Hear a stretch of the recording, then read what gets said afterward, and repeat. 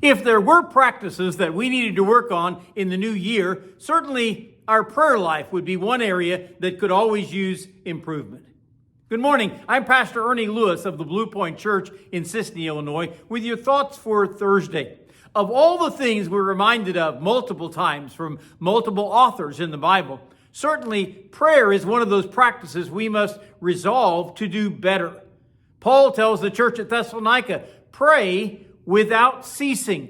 This certainly means that our prayers need to be a regular practice as well as even an attitude that keeps us in constant communication with the Lord. Now, there are many forms of prayer that one could include in their prayer life. Paul tells Philippi, in everything, by prayer and supplication, with thanksgiving, let your requests be made known unto God. So prayer has several components. Supplication may be asking God to supply our needs and to plead for his help. He also mentions that thanksgiving must be a regular component. When Jesus taught his disciples the model prayer, he said we should ask that our trespasses be forgiven as we forgive those who trespass against us. So prayer must be active in our daily walk, also where we obey the tenets that God has given us and we can do as we have been commanded. By the way, Tom Rainer wrote an article recently where he mentions how he needs to eliminate perfunctory prayer from all our daily practices.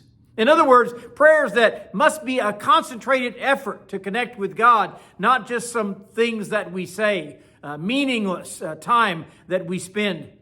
A perfunctory prayer may be practiced when we say to someone, listen, I will be praying for you, but we fail to pray for them and then forget to pray for them in the future too. Sometimes our prayers are done quickly and carelessly without the proper thought that it needs when we know that we're talking to an almighty God. He does offer a suggestion, by the way, to stop that by stopping immediately whenever we tell someone that we're going to pray for them and pray for them on the spot when we get that request.